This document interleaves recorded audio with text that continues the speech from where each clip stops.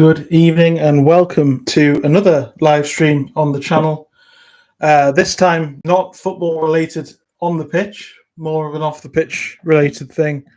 So it's a little bit later than I would have liked. I'm just readjusting my microphone. Hope it's okay. If you're in the chat, then drop a like on the stream and also some comments in the stream. We're going to be talking about Newcastle United and the possibility of moving away from St James's Park in tonight's live stream. I want your thoughts on the pretty emotive subject, really. I mean, of where people think, what people think should happen with Newcastle United in terms of the future and St James's Park and stadiums generally, and the direction of the club off the pitch and the whole thing with the Saudi Arabian owners and all that sort of thing. And it's been an elephant in the room for it's coming up to the third anniversary of the takeover. It's pretty much been an elephant in the room for the majority of that time. And Newcastle are in a position where they're making they've got to the second part of this feasibility study over what could happen, whether they look for different a different location to build a new stadium, or look to expand the capacity at St James's Park if they can, look to rebuild the stadium on the same grounds. All this sort of thing is still up in the air. But with Luke Edwards in the Telegraph saying that the price of any rebuild would be around up to £1 billion, and there's lots of various other things as well going on in terms of what they're planning to do, I thought it would be a good idea to come on here and see what you guys thought of it. I had a message on Twitter from Alistair Black earlier, who replied to my announcement that this live was happening, saying that he's all for a stadium move.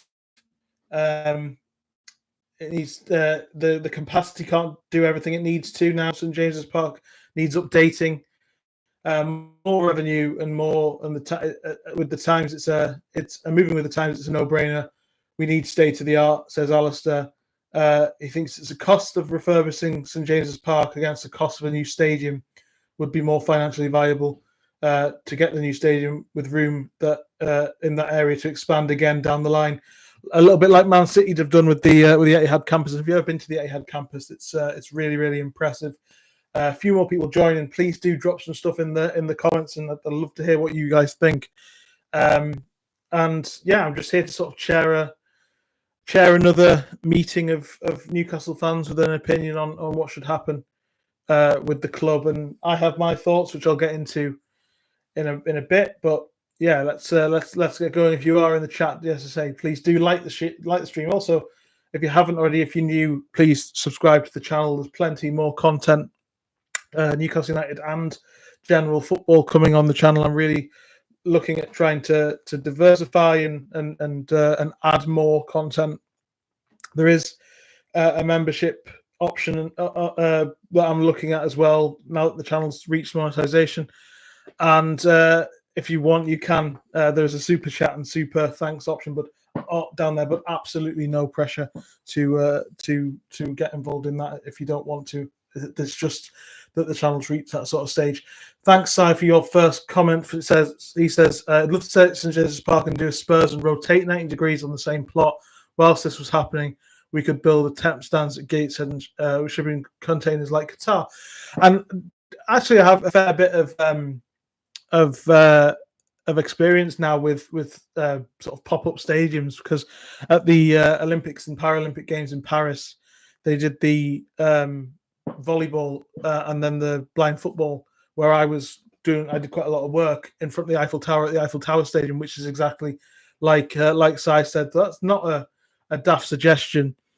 And I mean, for me, just on the basis of that, like the Tottenham idea and basically building on the same site and knocking down and rebuilding is kind of the best of both worlds, isn't it? I mean, we all know what the issue is with expanding St James's Park and building on the East Stand with the listed buildings of the Leazes Terrace behind. So whether rotating 90 degrees, as Si just said, and building up and going a bit bigger might make a lot of sense. And it would be the best of both worlds. So I think effectively the two arguments are that Alistair's just early on the tweet laid the argument for knocking it for moving away and finding a new land and starting again from scratch, and the argument against is the city centre feel, the emotional attachment to St James's Park, the fact that it's still the same, and I think in a world where this is all sort of is going this way, it's nice that St James's Park is. If you've been to football, watch football in German stadiums that are quite old and they have a real connection to their communities, I think St James's Park's got a feel of that, and I feel like that's something that needs to be maintained, in my opinion. I'm far from the only person, but I grew up going to that stadium and had a season ticket once the expansion happened in 2000 with my dad, and I shared it with my brothers, and that's a huge part of my life. So I don't think I could ever feel comfortable moving, with St James's Park, moving away from St James's, and being okay with that. But that's just me, I think. But if you look at what other clubs have done, you're either Spurs or Bayern Munich or Arsenal or Manchester City or West Ham, and you're moving to a new stadium, or you're Liverpool, Barcelona, Real Madrid, and you're building up. Well, technically, I guess Spurs are kind of a bit of both. You're building on the existing stadium and redoing the existing stadium, and it does sort of feel like something has to give, doesn't it? In terms of whatever it is, something's got to give in terms of where Newcastle go next with the stadium, and it's coming to a head. The context of what they said right from the very start when Mirda Gudusi and Amanda Staveley were in charge, they told George Colkin of The Athletic that they wouldn't ever back that they didn't ever want to move away from St James's Park, but now they've gone whether that desire is reignited in the club's hierarchy to move away. Carl's evening, Carl. He says he must admit the issue having dragged on somewhat, and I've swung back and forth with my opinion about the subject. But now it feels like a new stadium would be best. Copy the Spurs method. I think the downside to doing what Spurs did, or effectively that is, like, in a way it's kind of, I think it is the best of both worlds in the sense that but I think let me know if I'm wrong, but to me it feels like the argument against the new stadium is taking it away from the city centre, all the bars, all the pubs, all the authentic nature of where St James's Park sits and everything, which you can theoretically try and do differently and move it away. And obviously they've bought the land back at Strawberry Place that Mike Ashley owned or sold, off, and then they bought it back, so that's back in play again. It feels a little bit like something's that's possible, and I think that's the safer option in that sense. But a new stadium, first of all, you've got to find somewhere else to put it, and I do think Newcastle loses its charm if the stadium isn't in the city centre. But also, I think Newcastle are one of the few clubs. Liverpool have managed to keep this at Anfield. It still feels like Anfield, and they've got a bigger stadium. But Chelsea are the outliers. They're the only club who've never really acted on a stadium plan either way, of that size. As I say, I listed pretty much every other big club. Even the Milan clubs. There was, San Siro was due to be demolished this year, and the mess basically stood in the way of that. But both Inter and Milan are looking at moving away and finding a new shared ground elsewhere, because that stadium is not fit for purpose anymore. And St James's Park ultimately isn't fit for purpose at the moment, is it? Because there's too much demand for tickets, and this is, as Alistair said, there's a revenue stream that can be got at there. Sai says we're all looking at this through rose-tinted glasses when it comes to St James's Park. I absolutely can't disagree with that. If it was the total rebuild, Leazes Park would be great. Once it's built, we would swap the land with the council. I think it's impossible to, like, this is what I'm trying to get at with this live stream, and people who join now and people who join later and watch it on catch up. I'm not here to sort of talk about the technicalities and all of the the jargon from the sort of business side, the business side and the building side and all that sort of, like, all that stuff. It's purely about the emotional angle and whether you think it's right or wrong to do so. And it feels, and there is no right or right answer. You have your opinion, and that's your opinion, and that's the beauty of what I'm hopefully trying to do with these live streams. You can come and share different opinions to me and share different opinions amongst yourselves, but um it feels like this is quite a big uh a big thing here. Sanjeev says, Harry, do you think we should retain the slope? I heard it's great to listed. Yeah, the slope is part of that history, isn't it? And I think it's weird. I mean, if you've ever, I played on St James's Park a couple of times, and it's not seen very much. Like when you sit, obviously you sit in the stands, you don't see it very easily, and you sit in the press box, you don't see it too easily, but you feel it when you're running down to the Gallagher end. Honestly, I mean, I'm not particularly.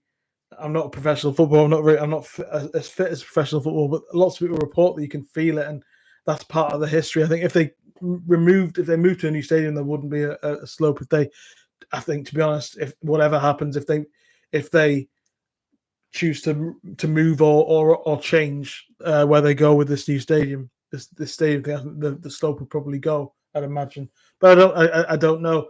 As I say, it's a feeling like something's got to give. But I would also warn against a few things. You speak to West Ham fans that they deeply miss Upton Park, and Arsenal fans, have only just really started to accept the Emirates in a way, because those grounds were Highbury and Upton Park. They were small, they were tight, they made it difficult for the opposition.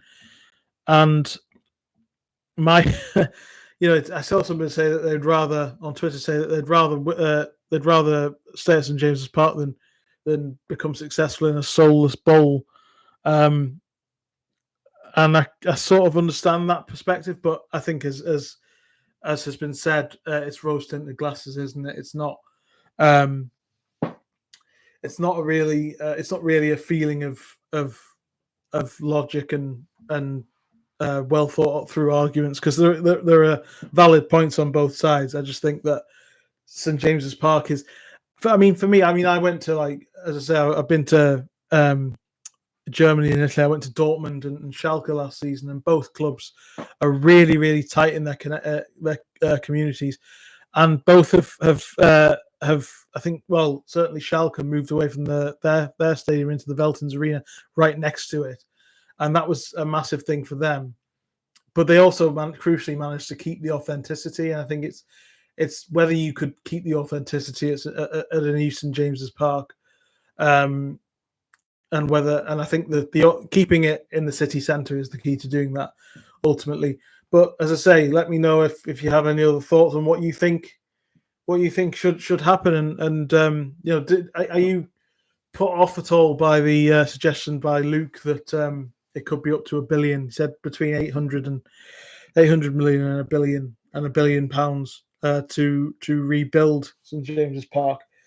The refurbishment, they could get clever with that as well. I mean, they can still up I think Sir John Hall, when I was writing Black and White Night, I spoke to Sir John Hall for it, and they were talking me through the thought process of how they tried to do the last extension. So they've done 2 extensions in the last sort of just over 30 years, up to 36,000 in 1992, and then in 2000 as well, when it was 52,000, and they did everything that they could do it. They could do. He said to get it above 52,000, but it wasn't practical. I think the study suggests, or that has been suggested, it could go up to 65 if they did what they could with to the Gallagher end, 65,000, which I mean, lots of people saying that Newcastle could sell out a 100,000 seat stadium. I think that's a little bit of a stretch, but I think they could certainly, 75 would be more. Would be a worthy. I think they're worth that sort of level um, of capacity, because, as I say, I don't. I'm not a member myself at the moment, but my family are, and they struggle to get tickets for games now. They gave this as a family, we all gave our season tickets up for various different reasons. In 20, I gave mine up in 2016 because I started working. My dad gave his up a year earlier because of Mike Ashley. We'd had them for 15 years, as I sort of at that stage, as I said, since 2000, since the extension. And there's never been, like, my dad had sort of sworn off going back to St James's Park and wanted to come back once the new ownership sworn in. He's been back. He got tickets. He was really happy with the amount of tickets he was getting, buying them the first 6 months, and then they changed the first year and a half, sorry, and then they changed for the membership scheme last season, and that's where he's had a bit of trouble, and lots of people have had trouble, and there's been lots of people have said various different things about the membership scheme. As I say, I can't really comment on that, but a bigger stadium would suit everybody, wouldn't it? And there's probably an argument to suggest that that the membership scheme maybe was brought in to sort of test the water, see what the demand was like, and then say, look, to everyone who's against the move to the bigger stadium or expanding or touching St James's Park, this is what needs to happen. I don't argue with that at all. It definitely needs to happen to progress it to the next level, doesn't it? Couple more comments in the thing. Carl says, what other sites are feasible? A new site within the city boundaries would be fine as long as it's on a metro link. I'm not sure what people really understand what the PIF are, says Ian. And then Sai says to Carl, the old government building in Long Benton would be free once they've moved into Newcastle city centre. It would, I think. I mean, so Carl's asked what it would look like, and I guess does that also? This is a principal idea of what a new stadium is, and Spurs' new stadium I haven't been, but I really do want to go and see what it's like. Sorry, to witness what it's like, and I have heard great things about the sort of the vast size of it and everything. But also I've heard negative sides. It's quite corporate and things, and I don't know how you keep the balance between those two things. Having said that, I mean, as I say, Schalke's the Veltins Arena in Gelsenkirchen was authentic. It felt like a stand, and the Westfalenstadion in Dortmund as well. Vast stadiums, big stadiums, modern stadiums have been modernised, and yet they've kept their sort of authenticity and that feel, that connection. So I think it can be done.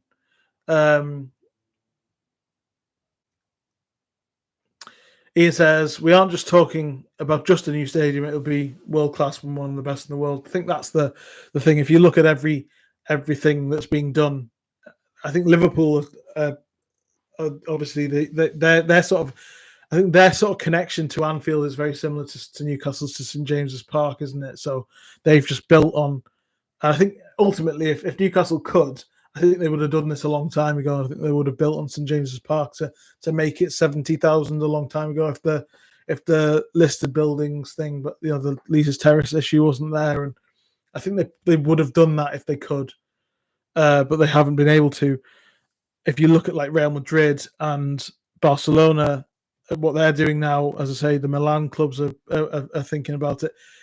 Every big club has either built on to make the capacity bigger, or they've moved stadiums. So something's got to give. The Allianz in Munich is beautiful, says Sai. With lots of hospitality suites and restaurants, and I think as has been said, I think there's various different opportunities, isn't there? But obviously, as I say, if you compare it to like the Etihad, and the campus, that there's no possibility of doing that where St James's Park is, because it's such a tight city. You can't do that in the city centre. So if you want something that's a bit vaster than just a stadium, and much more modern and much more all encompassing with hotels and restaurants and all this sort of stuff, you would probably have to move it away from the city centre. So yeah, it is an interesting it's an interesting situation, but yeah, I think as Ian's pointed out, I mean, PIF are the richest owners in the world, and this is an opportunity for them to sort of flex those muscles if they so wish. It's just, as I say, all right. Let me put it this way. Let me put it in a linear sense, in a binary sense, if you like, for you guys. If I was to offer you a sort of Tottenham Hotspur level stadium outside of in a location away from the city centre, and then it was vast, it was world class, it was everything that, or sort of Atlanta, as has been mentioned as well, that sort of level of new stadium outside of the city centre, or would you rather have a built on St James's Park or a rebuilt St James's Park that you can maybe do less with in the same spot within the city centre, and that keeps that sort of authenticity? Which would you prefer? And I'd love to know what you guys think on that score. So let me know what you prefer, if in that sense. And I mean, maybe some people are watching this thinking that they don't want St James's Park to change at all. I mean, that's I've seen people say that recently, and would take a new stadium outside the city. Okay, interesting. Do you not have it was actually you said, I think it was Si who said that people with rose tinted glasses. Have you changed have you been through that and accepted that's like a part of how you're viewing it, Si? Is that what you're trying to, have you wrestled with that and with your conscience in that sort of sense, and just come to the sort of try to think of it in a more business and more progressive sense? How have you come to that conclusion? I mean, it is kind of controversial, but I've also seen plenty of other people have it, so maybe it's not that controversial. It's just, I think you were right when you said about rose tinted glasses. It's very difficult for some people, especially me, who grew up watching football in that stadium at that size. It's not like so I haven't witnessed the changes. I don't remember St James's Park as a 36,000 seater or prior to that. So this is that stadium means quite a lot to me in that current form, and I love that sort of walk. I don't go so much anymore because of as a freelancer, I have to wait for the opportunity, and also other work comes up at the same time. But I love the walk up from the city, from the train station. I love walking past all the bars and walking past the Irish club, walking through Chinatown. All that, it's a ritual walking past the Back Page shop. It's all brilliant, and it's something that I've done for 20, 25 years. So it's difficult to sort of let that go. But times need to change, don't they? And as Ian's pointed out, this is an opportunity for it to be the biggest and best stadium in the world, because of the ownership and the money that they have. I mean, again, correct me if I'm wrong, but I think with PSR and FFP, whatever it's called, infrastructure doesn't go into it. So this is really an opportunity, and probably the first opportunity and only opportunity, you could argue, for PIF to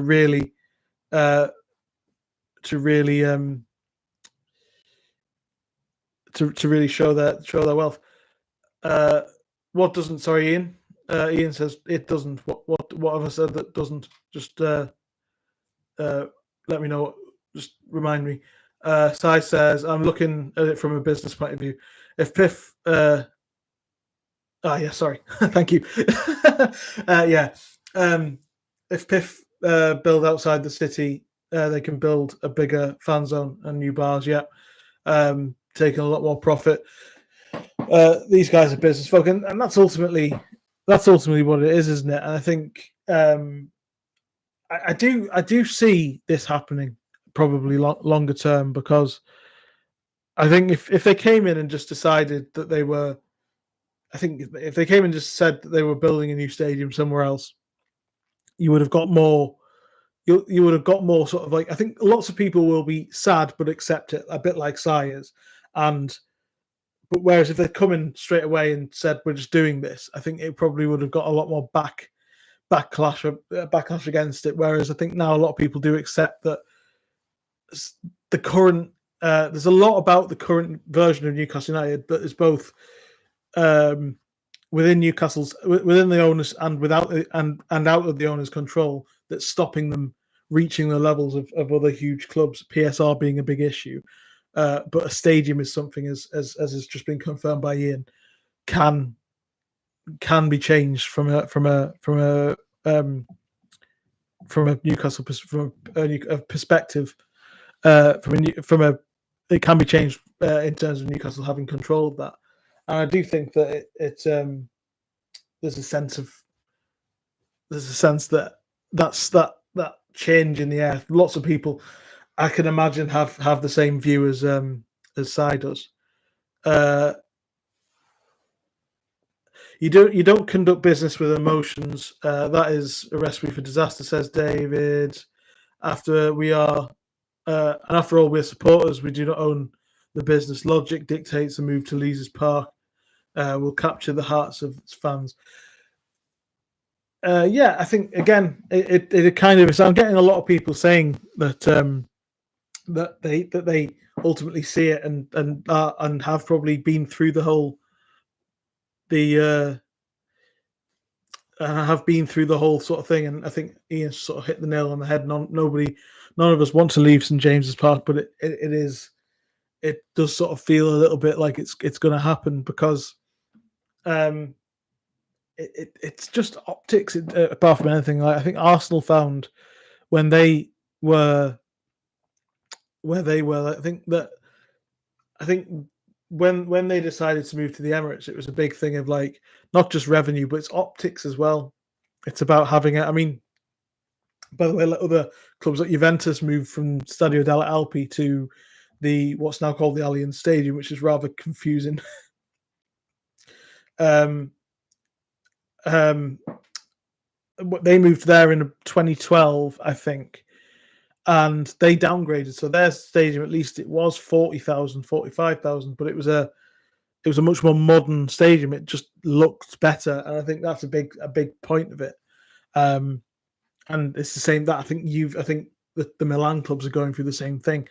And obviously, it's how amazing the San Siro is, and it's not a case of how big the San Siro is and getting more fans into it either, because often they've not sold the San Siro out between them at times in the last sort of 15 years. It's more about the stadium being state of the art, and St James's Park isn't state of the art, is it? Like, it hasn't been for a long time. They've fixed all the issues that it was really in disrepair by the time the takeover happened because of Mike Ashley not changing things. But it was like it was a thing of that you could refresh it, and they painted the windows and clean the windows. Sorry, painted the stands and everything like that, and gave it a fresh lick of paint. But it's an old stadium. It does need re-energizing in a sense. And I think maybe a new stadium probably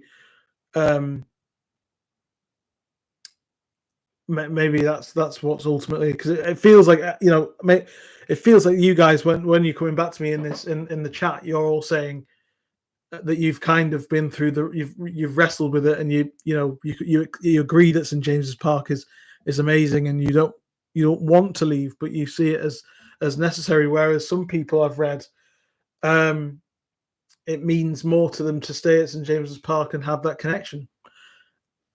Ultimately, though, as was rightly pointed out by David, you can't the PIF can't come in and have that approach, because it costs them a vital opportunity, and as I mentioned, it's the only opportunity as well. to flex their muscles on the level that they can, because there's all these issues with how they can spend their money in terms of other ways.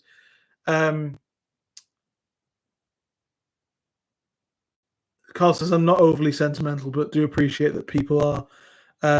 We need to look at it's. I think the thing, as I say, I repeat, for me, I think it's not necessarily about the. Again, sorry if I move away from the microphone, you can't hear me properly. It's not for me just about the sentimentality of St James's Park, but it's about the what I've seen from some Spurs fans recently and other neutrals who visited the Spurs stadium. Certainly, West Ham fans when they've left Upton Park and gone to the London Stadium, and even Arsenal fans when they've gone to the Emirates, and obviously the Etihad, which is incredibly.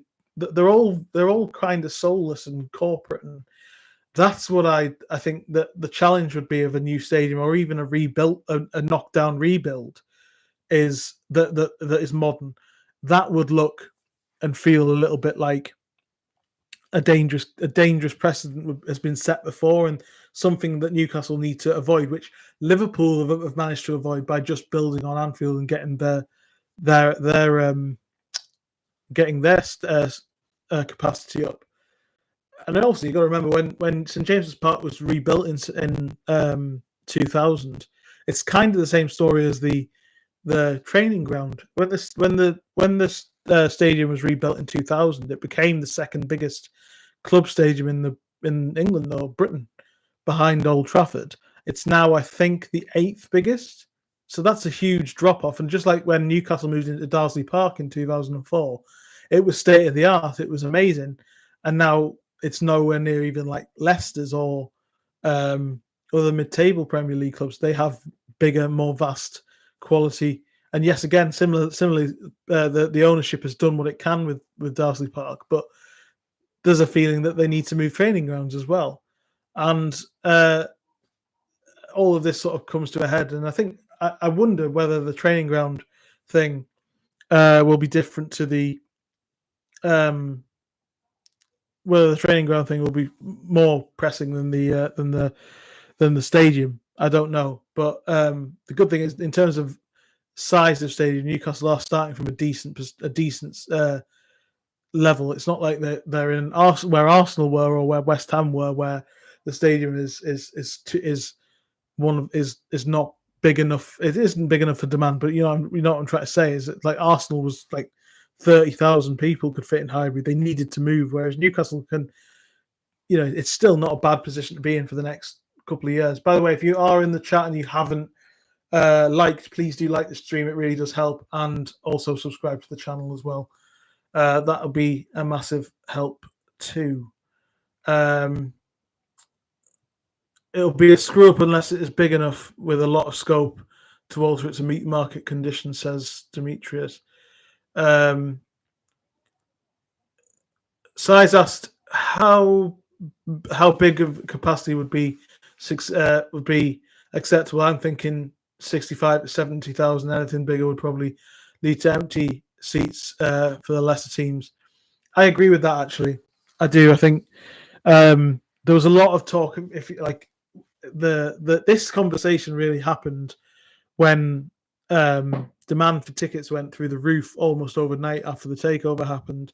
I was at that Spurs game, the first game after the takeover, which was a sellout. And then from there on, it felt like it was difficult to get tickets for any game. Certainly speaking to my family who were trying. And then that's obviously become more of a problem since. So, but around the time of the first sort of 18 months, it was like, could Newcastle sell out a 100,000 seater stadium or whatever? And lots of people were saying, unironically, that they thought they could. But I think 65 to 70k would be enough. It's just sort of like a buffer above what 52,000 is, but you're not pushing and pressuring yourself to sell out against in games when it's not a big occasion. Like, I think you could probably have sold, for example, it's a year since the PSG game. You could have probably sold 80, 90,000 tickets that night, but could you do it, against against Wolves on a Saturday night in a Saturday afternoon in November. It's a different question, isn't it? David says, if push comes to shove, offer the council the choice of build on Leazes Park or move out of the city centre and watch the council crap themselves and their council seats. Ian says to Sai, one of the biggest complaints is ticket availability. This will get worse as we get successful. Yeah, that's ultimately the issue, isn't it? Low ball figure of 65,000, 70,000. It must have the ability to increase the capacity. I think that's a big thing, isn't it? Like if Newcastle, that's the thing that Newcastle can, as I mentioned earlier, if even the very first thing the very least that they can do is, I think, increase on the Gallagher to 65,000 at St James's Park potentially, or 60,000. 60,000, not 65 on the Gallagher. Another 8,000 seats in the Gallagher potentially, I think, was what I read. I might be wrong on that, but that would be but as it's just been pointed out, that would be the limit, and then you're in a situation where it needs to grow and grow and grow, and that's what St James's Park. There's a limit what they can do with it in its current guise. Whether they could rebuild, but even then, I think that if you want what ultimately Newcastle need, from a business perspective, from a revenue perspective, from a acting like a big club perspective as well, you probably need to move out the city centre and have a big space where you can build on. You can build more corporate things and have a sort of Etihad campus type thing, maybe.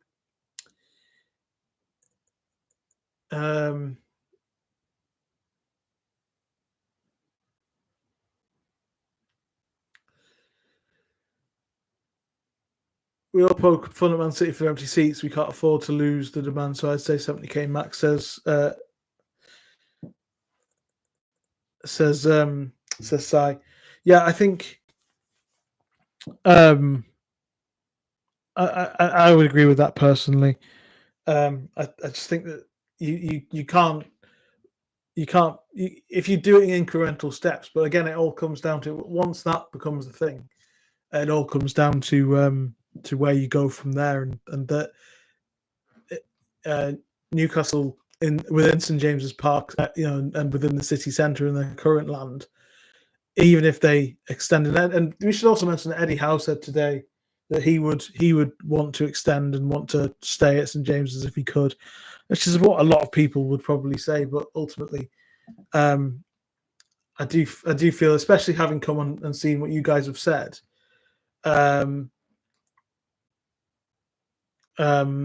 it feels like there's a sense of acceptance that something big is going to have to happen down the line.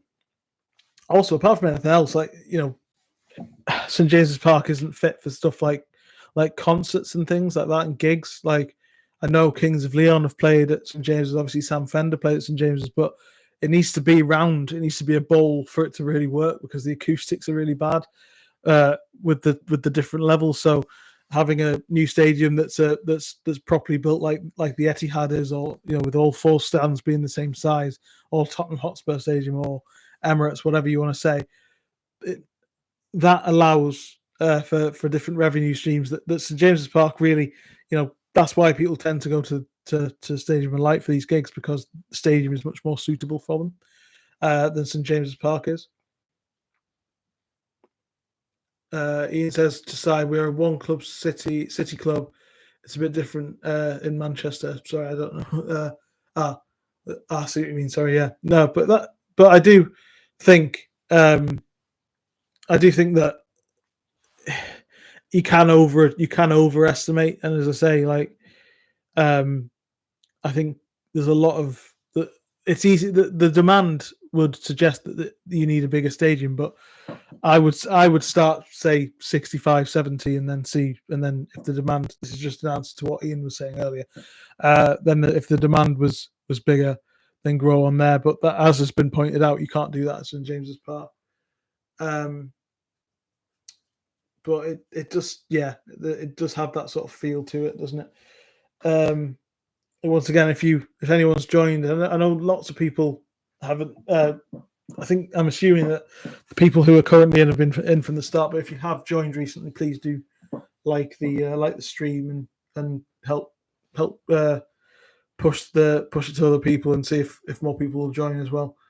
Yeah, it just has that sort of feel to it, doesn't it? That obviously it's still going to be quite a few years away because the second point of the feasibility study is only being undertaken now. So you can imagine that's going to take months, and then they've got to find. If, let's say they decide to build a new stadium, they've got to find a place to do it, and obviously you wouldn't imagine the funds would be an issue, but you got to plan for that and do all that sort of thing. So it's going to be quite a while, isn't it, for it to happen? We need to accommodate the kids who are the future, and that needs to be factored in with studying capacity. It's fair point from David. Here's a question that I'd love to know the answer to.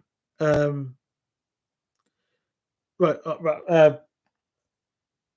What Marty's going to get pelters for something, he says. But here's a question I'd love to know the answer to.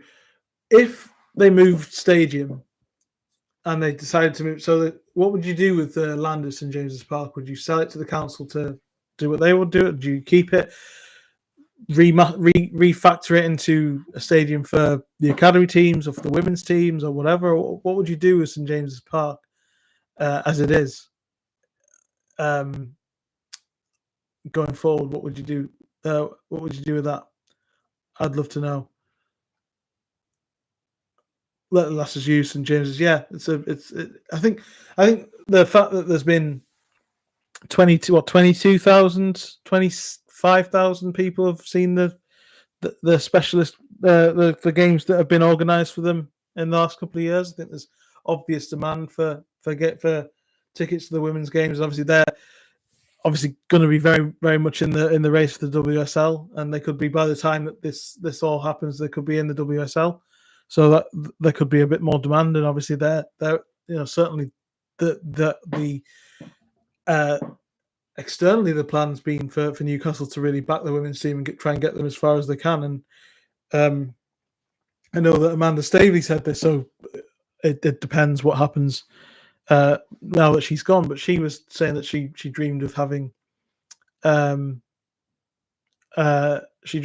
race between the men and the women's team, to see who could win the first trophy. Let the Falcons use it. Yeah, there's plenty of things you can do. I mean, to keep it and maintain it and that was always the dream, wasn't it? That was the aim. Again, I don't know in great detail my mid-90s off the pitch Newcastle United history, because I was only a toddler at the time. But Sir John Hall really wanted to push for a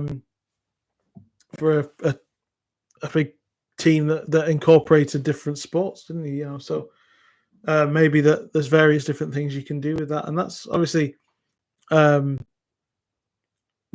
what other clubs have looked at doing as well. If you've see how long we can keep this going, but give me some thoughts if you give me some other thoughts if you have them. If not, then we can look at wrapping it up. But yeah, it's been good to get some of you guys' thoughts on this and see what you guys think, because to me, it's been quite a divisive thing. I've seen lots of people say different things on Twitter. Obviously, Twitter is generally divisive as it is anyway, but it feels like there's been a general acceptance of this, that this is coming. David says the stadium needs to be unique and showcase our culture, heritage, and football history. This is the thing. I mean, is it worth? I'll throw it out again. Is it worth the what do you guys value more? And do you value the culture and the history and the authenticity and the connection to Newcastle, or do you value the business opportunity and the nice idea of a new stadium? Which one would you? Which one do you think is more important? Yeah, probably. It's says Sai says it'll be turned into luxury apartments like the Dell in Southampton or Highbury in London. Yeah, probably. Although Highbury still looks like Highbury from the outside because all the great thing about the about Highbury was the um it was I think one of that buildings listed it itself, wasn't it? It was built and so that it still says Arsenal Stadium on the side of the flats. It's just quite interesting. But yeah, what do you guys value more? Do you value the culture, and the heritage, and the history and the connection, or do you value the opportunity to get more out of the future with the club and the next and the next as people have mentioned the next generation and pushing up and doing more for the future of the club. What's more important to you? Let me know in the chat.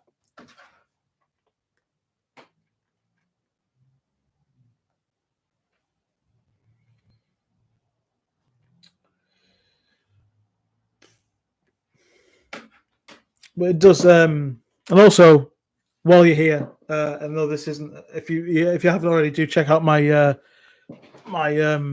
preview. But while you're here, let's have a little chat about Everton as well.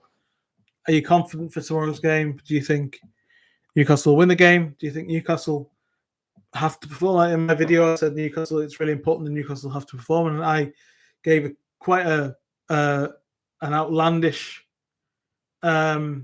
prediction or suggestion for what I think the team should be. So yeah, also drop some thoughts on the Everton game down there as well. Ian says we can't compete on the world stage with the current stadium. It's just a fact, and yeah, it's difficult to argue with that. It's not for me. It's not to do with the size of it. I think it's to do with the feasibility of it and the it's like what you look at what these are the stadiums and these other clubs have done with their stadiums. They're all multifunctional now, which St James's Park just isn't. And unfortunately, that's ultimately. I think there's lots of things that when they do this study and they really look at trying to see what they're going to try and do with it. It feels like there's no way of getting away from it. That ultimately a move away from St James's Park is probably best, as much as that pains lots of us to say.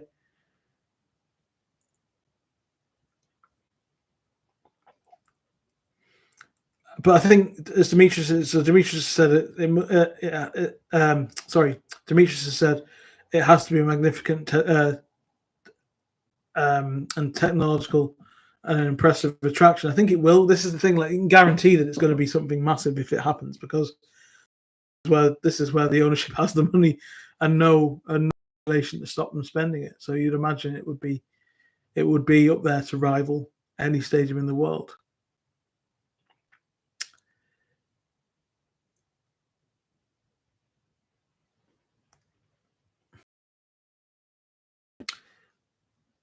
The Saudis like to. I bet it would be out of this world. Yeah, I think that's the thing. Like it would, and it also be just. It wouldn't just be a football.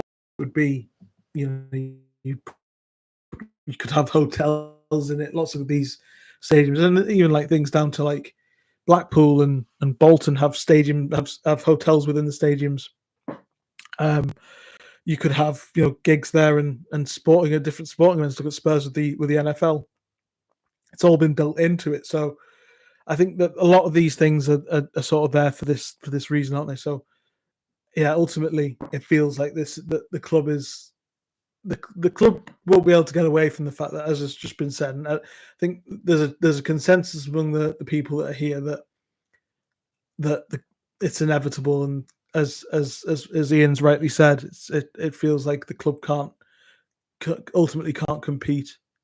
5 nightclubs ultimately can't compete with St James's Park in the long run, being their stadium. Yeah, so if anyone's keep the thoughts coming